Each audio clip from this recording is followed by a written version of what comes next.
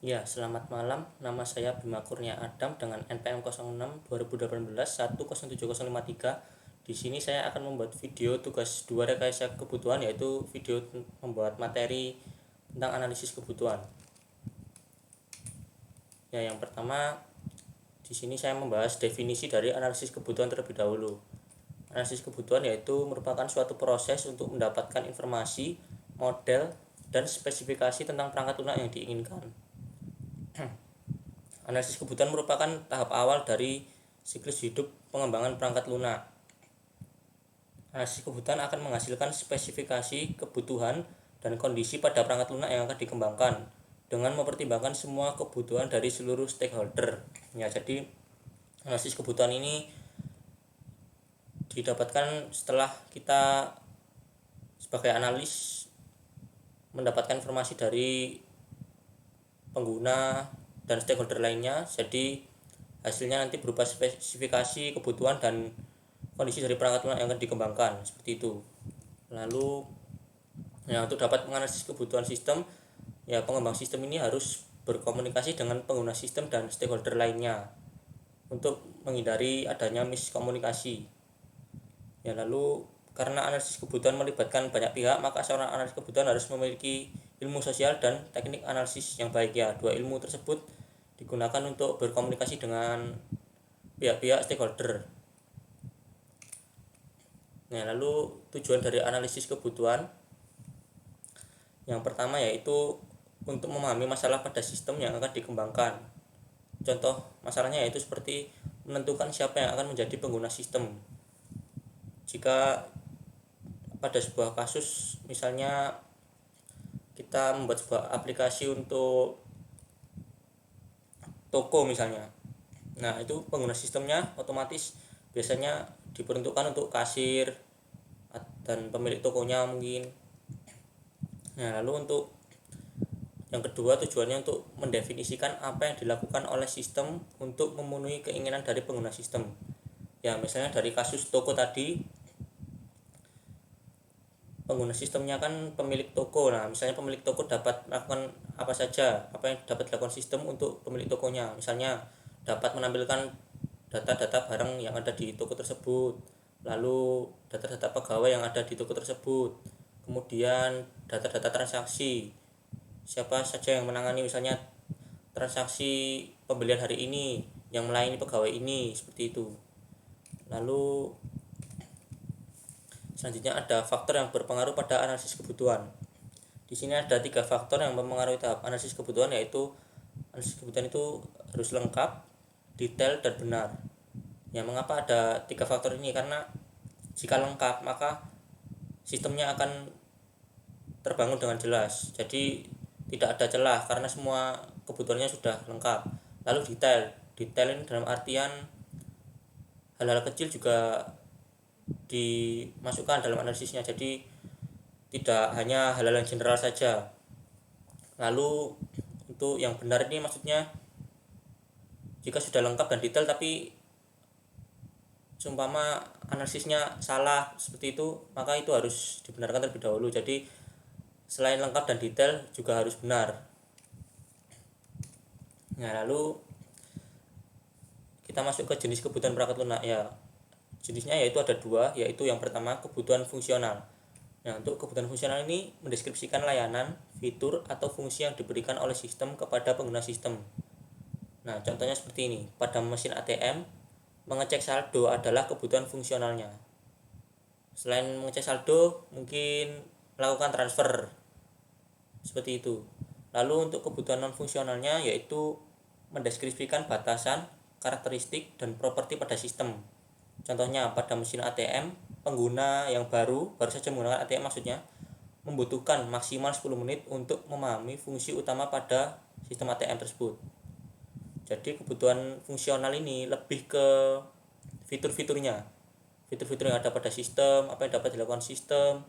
Nah, lalu untuk kebutuhan non fungsionalnya itu lebih ke batasan, karakteristik, dan properti. Seumpama di sini ada pengguna yang baru saja menggunakan sistem membutuhkan maksimal 10 menit. Nah, itu adalah batasan dari mereka. Jadi sistem ini membutuhkan waktu 10 menit itu untuk dapat digunakan oleh pengguna. Jadi itu merupakan batasan dari sistem mesin ATM-nya.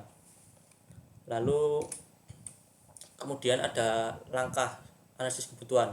Nah, langkah-langkahnya yang pertama yaitu mengidentifikasi orang-orang yang akan membantu menentukan kebutuhan dari organisasi mereka. Nah, jadi orang-orang dari organisasi mereka itu siapa saja yang akan membantu menentukan kebutuhan bersama dengan analis sistemnya.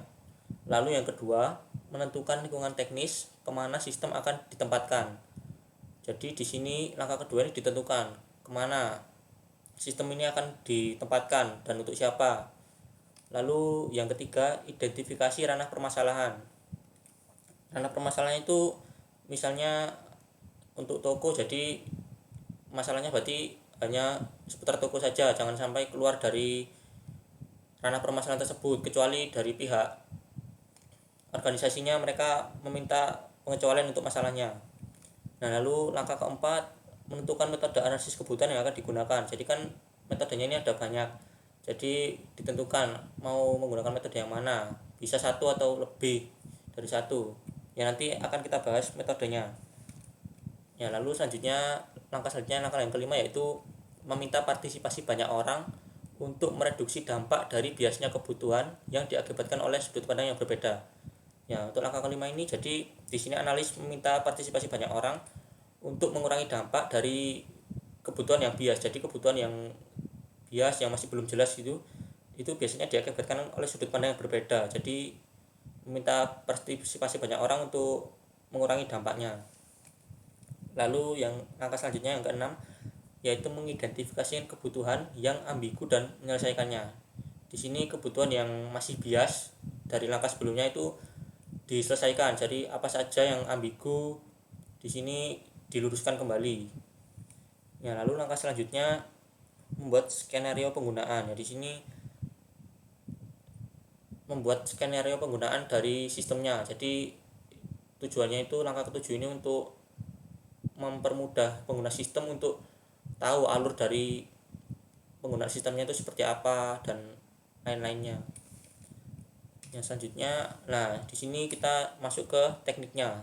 Teknik analisis kebutuhan itu ada apa saja, yaitu yang pertama survei kuesioner, yang kedua interview atau wawancara, yang ketiga observasi, yang keempat analisis dokumen, dan yang kelima joint application development atau JAD. Ya, yang pertama masuk ke teknik survei kuesioner. Jadi kuesioner itu merupakan pertanyaan operasional yang ditanyakan pada responden yang terpilih. Nah, untuk menjawab hipotesis-hipotesis yang dikembangkan sesuai dengan tujuan penelitian. Nah, pertanyaan yang diajukan ke responden itu dapat bersifat terbuka maupun tertutup. Ya, kelebihan dan kekurangan dari survei kuesioner. Kelebihannya yang pertama lebih mudah dalam mengumpulkan informasi. Karena jika survei kuesioner kan sekarang dapat dilakukan secara online, misalnya melalui Google Form. Nah, maka lebih mudah dalam mengumpulkan informasi. Lalu data dan informasi terkumpul lebih cepat. Ya, ini lebih cepat juga contohnya seperti dari Google Form tadi. Nah, lalu untuk kekurangannya, jika sang analis ini melakukan kesalahan dalam membuat surveinya, maka akan berakibat pada informasi yang diperoleh.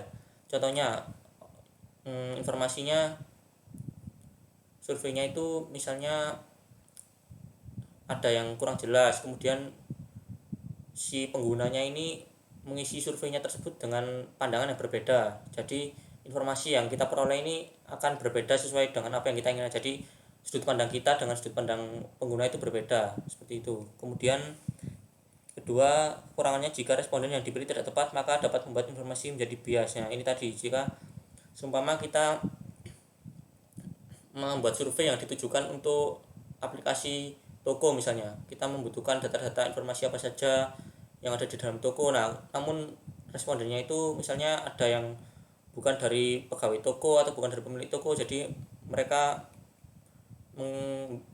mengisi surveinya dengan informasi yang kurang jelas seperti itu. Nah, lalu kapan saat yang tepat menggunakan survei kuesioner? Nah, kita menggunakan survei kuesioner jika orang-orang yang ingin ditanya lokasinya berjauhan. Seperti yang tadi, jadi kita mungkin dapat menggunakan Google Form untuk membuat surveinya. Lalu yang kedua, jika survei melibatkan sejumlah orang di dalam proyek dan berguna untuk mengetahui proporsi yang menyetujui ataupun tidak menyetujui fitur dari sistem yang diajukan. Nah, jadi di sini survei kuesioner cocok untuk jika melibatkan beberapa orang dalam proyek dan untuk mengetahui berapa proporsi yang setuju ataupun yang tidak setuju dengan sebuah fitur di dalam sistem. Jadi misalnya ada fitur di toko itu, misalnya fitur lihat barang. Nah, di situ ada berapa orang yang setuju dan tidak menyetujui, di situ akan terlihat. Kemudian yang ketiga, saat yang tepat menggunakan kuesioner, yaitu saat analis ingin meyakinkan bahwa masalah dalam sistem dapat diidentifikasi dan kemudian dibicarakan dalam wawancara tindak lanjut. Ya, untuk teknik selanjutnya yaitu ada teknik yang kedua, yaitu teknik interview atau wawancara. Teknik ini yang paling umum digunakan biasanya. Untuk teknis di lapangannya seperti ini. Pengembang sistem menanyakan hal-hal yang berkaitan dengan masalah yang diangkat kepada responden yang cocok terhadap masalah yang ditanyakan. Jadi di sini masalahnya semua masalah untuk membuat sistem toko. Lalu respondennya tentu saja kita akan mendatangi responden yang mungkin pegawai toko atau pemilik toko untuk menanyakan masalah yang diangkat tersebut. Lalu untuk langkah interview dan wawancara, yaitu pertama memilih target yang akan diwawancarai. Kedua, mendesain pertanyaan untuk wawancara. Jadi di sini pertanyaan-pertanyaannya didesain dan dirancang untuk digunakan wawancara nanti. Kemudian yang ketiga itu persiapan untuk wawancara. Yang keempat, nah ini adalah wawancaranya. Jadi yang keempat ini wawancaranya dilakukan di langkah keempat ini. Nah, setelah kita melakukan wawancara kemudian dan hasilnya telah muncul, lalu kita melakukan follow up yang dimana kita follow up dari hasil tersebut, apa yang akan kita lakukan selanjutnya. Ya, untuk trik dari teknik interview atau wawancara ini, yang pertama dalam wawancara kita harus menggunakan pertanyaan yang jelas dan mudah dipahami. Nah, ini tujuannya apa? Untuk memudahkan agar yang menjadi target kita dalam wawancara itu memahami pertanyaan dengan jelas dan bisa menjawab sesuai dengan pertanyaannya. Lalu yang kedua, untuk hindari pertanyaan yang panjang dan kompleks. Nah, biasanya pertanyaan yang panjang itu membuat orang yang diwawancara itu menjadi bingung. Jadi kita harus membuat pertanyaan yang simpel saja dan pendek tetapi dapat mendapat poinnya. Poinnya itu maksudnya pertanyaannya itu poinnya dapat, seperti itu. Lalu yang ketiga, triknya cobalah untuk menggali kelebihan dan kekurangan sistem yang telah berjalan sebelumnya. Nah, biasanya kita itu semua ingin membuat sistem toko, jadi sistemnya itu kita melihat pada sistem toko yang telah ada. Jadi kita gali kelebihan dan kekurangan sistemnya, seperti itu. Lalu selanjutnya ada teknik observasi. Nah, observasi sendiri yaitu merupakan kegiatan memperhatikan secara akurat, lalu mencatat fenomena yang muncul dan mempertimbangkan hubungan antar aspek dalam fenomena tersebut. Jadi sang analis di sini memperhatikan secara akurat, kemudian mencatat fenomena apa saja yang muncul saat dia melakukan observasi, dan kemudian setelah dia mencatat tadi lalu mempertimbangkan hubungan antar aspek dalam fenomena tersebut tadi. Nah, biasanya data yang dikumpulkan dari observasi ini cenderung punya keandalan yang tinggi karena sang analis terjun langsung ke dalam tempat kejadian. Yang pertama, langkah observasinya yaitu secara pribadi sang analis ini mengunjungi lokasi pengamatan. Lalu analis merekam kejadian dalam lokasi pengamatan. Jadi direkam di sana apa saja yang terjadi, terus kemudian dicatat dengan sang analis. Ya, kemudian pekerjaan rumit kadang sulit dijelaskan dengan kata-kata. Ya, dengan observasi ini maka analis dapat melihat langsung apa yang sedang dikerjakan. Analis dapat mengidentifikasi kegiatan yang tidak tepat yang telah digambarkan oleh teknik pengumpulan data lainnya. Nah, seumpama di sini dalam wawancara itu kita mendapatkan dari teknik wawancara kita mendapatkan informasi yang tidak jelas. Nah, maka dengan teknik observasi ini kita akan mendapatkan informasi yang jelas karena sang analis melihat langsung kejadiannya. Lalu untuk kelebihan dan kekurangan observasinya, kelebihan dari observasi yaitu yang pertama mendapatkan fakta daripada pendapat. Jadi kalau misalnya wawancara itu kan kita mendapatkan pendapat dari narasumbernya. Nah, tetapi jika observasi, sang analis langsung mendapatkan fakta karena terjun langsung. Yang kedua yaitu tidak membutuhkan konstruksi pertanyaan. Jadi sang analis tidak perlu membuat sebuah pertanyaan yang akan ditanyakan kepada responden. Yang ketiga yaitu analis tidak bergantung pada penjelasan lisan dari pengguna ya. Ini kan jadi ada hubungannya dengan poin nomor 2 yaitu sang analis tidak perlu membuat sebuah pertanyaan, jadi tidak bergantung pada penjelasan lisan dari pengguna. Yang untuk kekurangan dari observasi sendiri yaitu dalam jangka panjang fakta dalam observasi ini mungkin tidak tepat dalam kondisi harian atau mingguan. Jadi mungkin dalam bulanan mungkin faktanya berubah seperti itu. Itu kekurangannya. Kemudian kekurangan selanjutnya yaitu membutuhkan keahlian khusus dari analis. Nah, jadi tidak semua analis ya, maksudnya observasi ini sulit karena harus terjun langsung dan mengamati apa yang terjadi. Jadi kita harus memberikan kesimpulan sendiri dan bukan dari pendapat orang lain. Nah, lalu yang selanjutnya kapan saat yang tepat menggunakan observasi? Nah, yang pertama saat membutuhkan gambaran kuantitatif seperti waktu dan volume. Nah, seperti waktu dan volume ini kan biasanya jika kita menggunakan teknik seperti wawancara kan mungkin jawaban setiap orang berbeda-beda. Tapi jika sang analis turun langsung maka dia dapat menyimpulkan gambaran kuantitatifnya seperti apa untuk perhitungan-perhitungan seperti itu. Lalu yang kedua saat yang tepat menggunakan observasi yaitu saat ada kecurigaan bahwa pengguna mengatakan suatu kejadian yang sebenarnya tidak terjadi. Nah, misalnya di teknik wawancara kita mewawancari kepada pegawai toko, namun dia seperti menjelaskan hal yang sebenarnya tidak terjadi. Nah, di observasi kan kita tidak perlu menanyakan kepada pengguna. Jadi di situ kita mendapatkan hasil yang benar-benar tepat alias fakta. Nah, kemudian ada teknik analisis dokumen. Teknik keempat ini yaitu dengan mengumpulkan dokumen yang berkaitan dengan proses bisnis dari sistem yang akan dikembangkan. Nah, beberapa dokumen yang dikumpulkan yaitu yang pertama kebijakan organisasi atau perusahaan seperti SK, surat tugas, dan lain-lain. Yang kedua yaitu dokumen aturan organisasi atau perusahaan. Ya, kita harus tahu dulu juga di teknik ini apa saja aturan dari perusahaan agar sistemnya nanti tidak menyalahi aturan-aturannya. Lalu yang ketiga standar operational procedure atau SOP. Nah, di sini juga hampir sama seperti aturan organisasi. Di sini kita jika menggunakan teknik analisis dokumen harus mengetahui terlebih dahulu bagaimana SOP di perusahaan tersebut atau organisasi tersebut berjalan. Yang keempat yaitu instruksi kerja. Kita membuat dokumennya, kita harus tahu instruksi kerjanya seperti apa. Lalu yang kelima ada dokumen pendukung lainnya yang mungkin tidak tercatat di sini. Nah, yang teknik yang selanjutnya yaitu teknik yang terakhir, teknik JAD. Teknik Joint Application Development atau JAD adalah teknik pengembangan sistem yang melibatkan pengguna dan profesional dalam pengembangan sistemnya. Nah, teknik JAD ini dapat diterapkan di setiap tahap pengembangan sistem. Jadi termasuk teknik yang dapat dikatakan fleksibel. Ya, gagasan teknik JAD ini yaitu yang pertama menempatkan orang yang benar-benar ahli dalam pekerjaannya.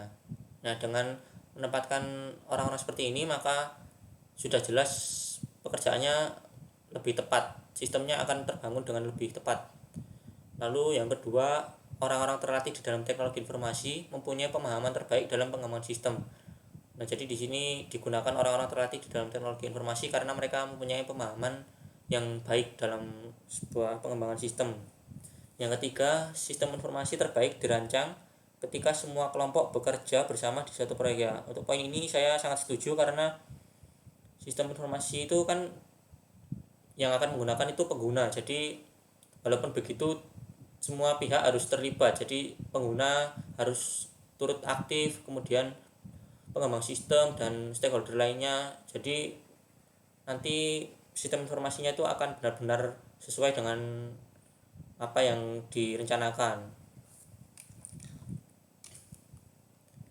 Ya, untuk tekniknya kita sudah membahas semuanya. Sekarang masuk kepada kendalanya. Nah, pada analisis kebutuhan itu juga ada kendala-kendalanya. Yang pertama kendalanya yaitu klien tidak memiliki pengetahuan yang cukup tentang komputer. Jadi di sini cukup sulit ya, karena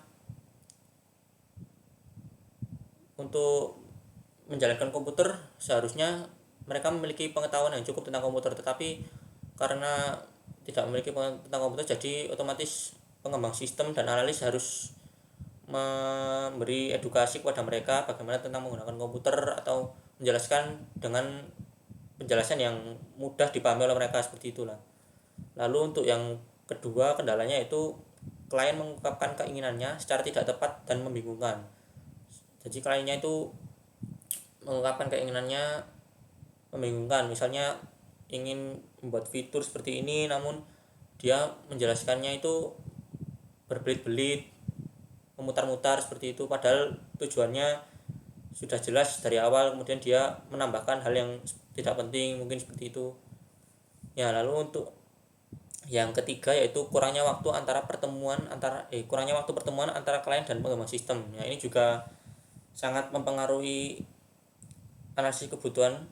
Di sini jika klien seumpama kurang memiliki waktu untuk bertemu dengan pengembang sistem, maka sang pengembang sistem ini akan sulit ya menganalisis kebutuhannya, karena pengembang sistem tidak akan tahu perkembangannya, apa yang diinginkan oleh klien sepenuhnya. Jadi seumpama pertemuan pertama membahas kebutuhan fitur ini, kemudian untuk fitur yang selanjutnya juga dibutuhkan pertemuan lagi namun kliennya tidak dapat hadir. Nah, itu kan menyulitkan pengembang sistemnya untuk dapat mengetahui progres dari analisis kebutuhannya. Nah, selanjutnya ada yang namanya software krisis. Software krisis di sini chaos report menunjukkan hanya sebagian kecil dari perangkat lunak yang selesai tepat waktu dan sesuai dengan anggaran. Nah, di chaos menunjukkan bahwa proyek yang sukses adalah sebesar 16,2% saja. Lalu proyek yang memiliki tantangan sebesar 52,7%, dan proyek yang terganggu sebesar 31,1%. Ya, kita setelah melihat software krisis tadi, di sini kita harus tahu penyebab software krisisnya. Penyebab software krisis dikaitkan dengan kegagalan pada manajemen kebutuhan sistem. Ya, penyebabnya yaitu kesalahan dalam mendefinisikan kebutuhan sistem.